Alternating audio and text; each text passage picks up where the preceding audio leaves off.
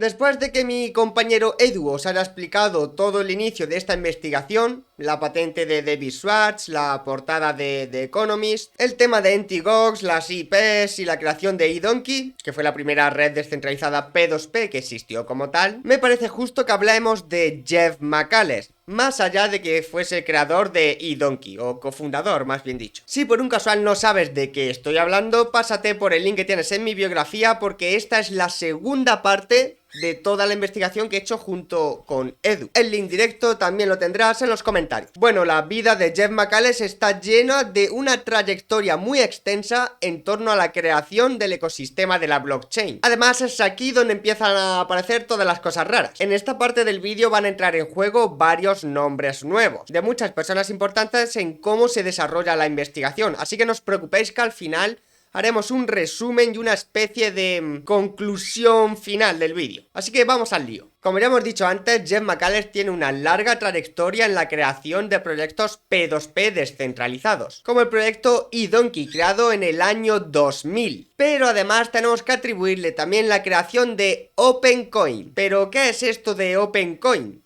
¿O qué era? OpenCoin, más bien dicho. OpenCoin era un protocolo de pagos de código abierto. El proyecto en sí obtuvo financiación de Andreessen Horowitz, Google Ventures y el CEO de Kraken, Jace Powell. Es decir, poca broma. Jeff McAllister consigue a estos gigantes inversores para financiar un proyecto que rivalizase directamente contra Bitcoin, pero que además trabajase mano a mano con las instituciones financieras. ¿Empieza a sonarte todo esto de rivalidad contra Bitcoin, pero instituciones financieras de por medio? Si no te suena, ya te lo digo yo. OpenCoin fue lo que más tarde será conocido como Ripple, o bueno, Ripple Labs. Efectivamente, el creador de Stellar Lumens es a su vez el creador de Ripple. Esto no es ningún secreto, podéis buscar la información en Google, está abierta al público. Si la creación de Ripple se le atribuye principalmente a Chris Larsen y David Schwartz, es porque Jeff McAllister contrató a David junto con Arthur Brito para el desarrollo de Ripple y a Chris Larsen como CEO del mismo. Ahora después veremos qué fue lo que pasó con David Schwartz y Jeff McAllister para que Jeff terminase creando Stellar Lumens, que en cierto modo es la competencia directa de Ripple. Pero antes de eso vamos a repasar las creaciones de Jeff McAllister, al menos las que sabemos por el momento. Primero, Jeff McAllister creó eDonkey, primera red P2P descentralizada. Creó también OpenCoin, que después sería conocido como Ripple Labs, creó Stellar Lumens y también Emptygox. Es decir, el tío no es un desarrollador cualquiera precisamente, es alguien que lleva añadiendo protocolos al ecosistema cripto desde antes de que existieran las cripto prácticamente. Por la parte de Emptygox tenemos que meter a alguien más dentro de la ecuación para que el resultado final tenga sentido. En el año 2011 Jeff McAllister le vendió Emptygox a Mark Karpels, y Mark Karpels fue un desarrollador francés que tenía su sede en Tokio. Quedaos con esto de Tokio. Solo 2 años después de que se lo vendiera, en el 2013, Emptygox ya estaba procesando el 70% de todas las transacciones a nivel mundial de Bitcoin. Aunque claro, todos sabemos lo que pasó después con Emptygox, el famoso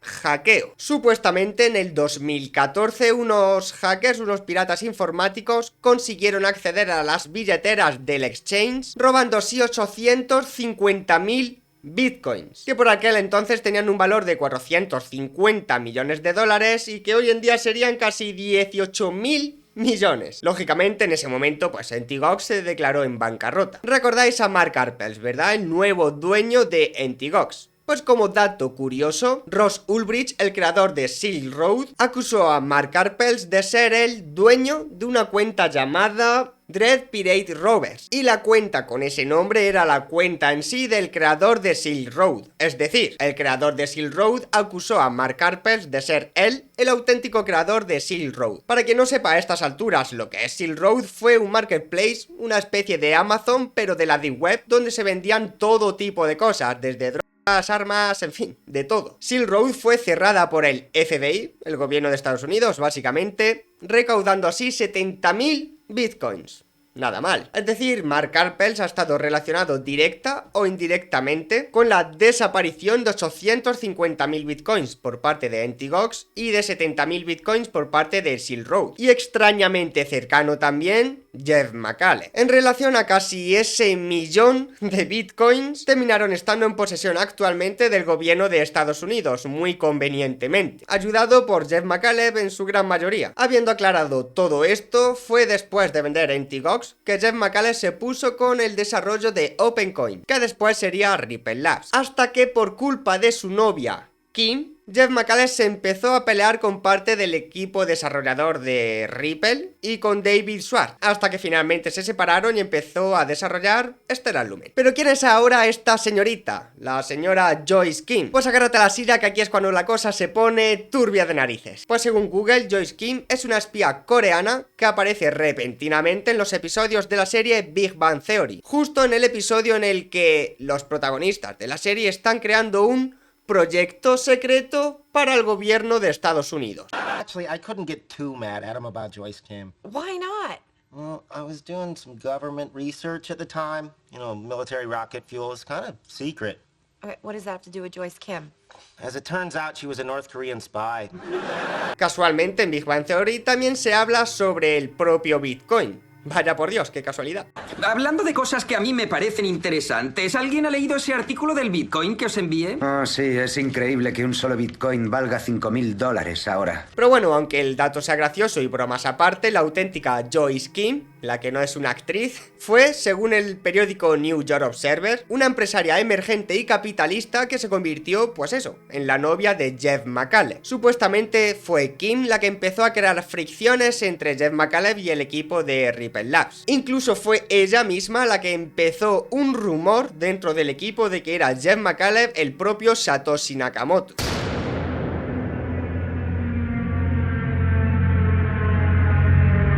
Vaya. ¿Rumor o se fue de la lengua? Bueno, probablemente nunca lo sabremos al 100%. Lo que sí está claro es que si realmente Jeff McCaleb en algún momento hubiese sido Satoshi Nakamoto, ese gran secreto se lo habría contado a su persona de confianza, a su pareja. Después de todas estas movidas provocadas por Kim, esta deja el proyecto de Ripple solo 6 semanas después. Es decir, solo le bastó un mes y medio para llegar, destruir por completo el equipo de Ripple y desaparecer. Lo mismito que habría hecho una espía coreana, vaya. En cualquier caso, de aquí en adelante no se sabe nada más sobre Kim. Literalmente, nada. Más anónima que una espía coreana. Poco a poco las tensiones entre Chris Larsen y Jeff McCaleb iban en aumento, sobre todo porque ambos tenían miles de millones de XRP en su bolsillo, lo que dañaba directamente la imagen de Ripple Labs. De hecho, creo que a muchos de vosotros habrá pasado, y yo me incluyo, hemos desconfiado de Ripple durante muchísimo tiempo precisamente por este caso, porque los feos tenían millones y millones de XRP, y si quisieran hundir el precio lo podrían haber hecho, como ha pasado en alguna que otra ocasión. El caso es que se organizó una votación entre el equipo de Ripple Labs y los inversores para ver quién de los dos se quedaba finalmente como CEO, si Chris Larsen o Jeff McCaleb. La votación ganó a favor de Chris Larsen, por lo que definitivamente Jeff McCaleb abandonó al poco tiempo el equipo de Ripple y se puso a desarrollar Stellar Lumen. Y el resto, como se suele decir, es historia. Jeff McCaleb comienza el desarrollo de Stellar Lumens, que rápidamente se convierte en competencia directa hacia Ripple, ambos dos compatibles con la ISO 20022 y principales candidatas a redes para desarrollar las CBDCs de prácticamente todos los gobiernos del mundo. Prácticamente lo mismito que Ripple, pero con muchos menos problemas legales con el gobierno de Estados Unidos. Que esto, pues, es un dato importante. Entonces, como resumen, tendríamos los siguientes puntos. Jeff McCaleb desarrolla las entrañas de lo que hoy en día conocemos como el mundo cripto, con la creación de la primera red P2P descentralizada llamada eDonkey en el año 2000, 8 años antes de la creación del propio Bitcoin. Justo en ese mismo año, casualmente, se registra por primera vez un dominio con la palabra Bitcoins, en este caso bitcoins.com, 8-9 años antes de la creación del propio Bitcoin en sí. Por cierto, eDonkey fue cerrado por Estados Unidos. La primera red P2P descentralizada en el mismo año en el que se registró la palabra Bitcoin por primera vez fue cerrado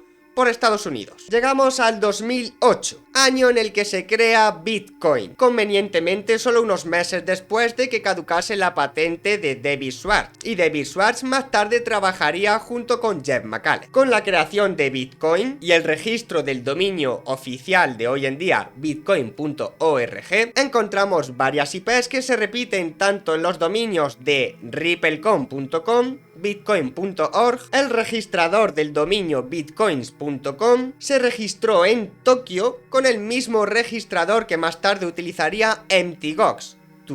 Además se registró en Tokio, el lugar de donde era el amigo de Jeff McCallum, Mark Karpels, que sería más tarde dueño de Mt. Gox, y correlacionado con Silk Road, de donde entre unas cosas y otras se recaudó casi 1 millón de bitcoins que fueron a parar al bolsillo del gobierno de los Estados Unidos. Una cantidad más que suficiente si quisieras poder controlar parte o gran parte de la red de Bitcoin de cara a futuro. Todo esto, directa o indirectamente, ayudado por Jeff McCallum. Después de todo eso desarrolla Ripple, junto con Chris Larsen y David Schwartz, hasta que se pelean por culpa de la novia de Jeff McCallum, que apareció y desapareció en menos de 2 meses, y comienza con el desarrollo de Stellar Lumen. Años más tarde, Ripple entraría en conflicto directo con Estados Unidos, es decir, con la SEC, mientras Stellar Lumen se posiciona por el momento tranquilamente como una de las principales candidatas para la ISO 20022. Conclusión: cada cual tiene que sacar su propia conclusión, porque ni yo ni Edu podemos asegurar al 100% nada. No podemos decir Satoshi Nakamoto es X o es Y,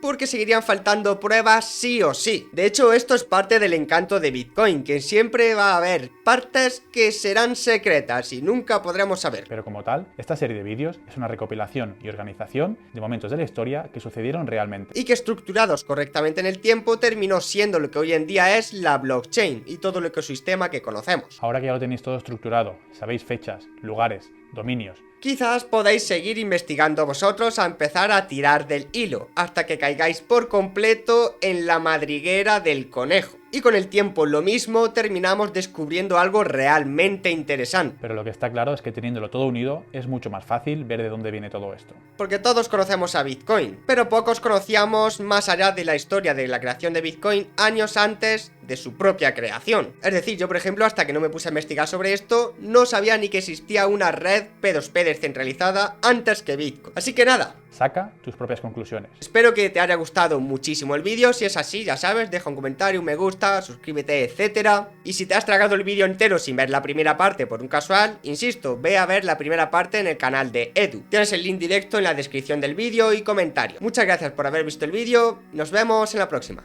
Chao, chao.